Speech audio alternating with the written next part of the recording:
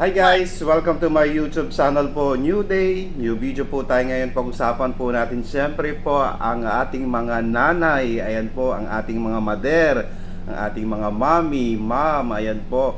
So sa ating mga nanay dyan, lalo na po sa ating mga senior citizens po dyan na nanay, grandmother po, happy Mother's Day po sa inyong lahat. Ang wish ko po, sana po humaba pa po ang buhay po ng ating mga nanay.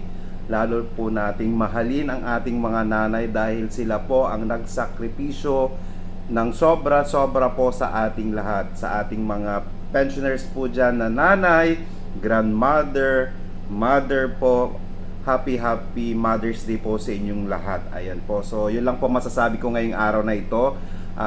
Binibigyang pugay po natin lahat ng mga nanay sa Pilipinas at sa buong mundo dahil sa kanilang pagmamahal, their unconditional love sa ating mga sa kanilang mga anak, sa kanilang mga pamilya, sa kanilang mga asawa po. Again, happy Mother's Day po sa inyo. Araw nyo po ngayon, kaya relax po kayo sa ating mga SSS pensioner po dyan na nanay.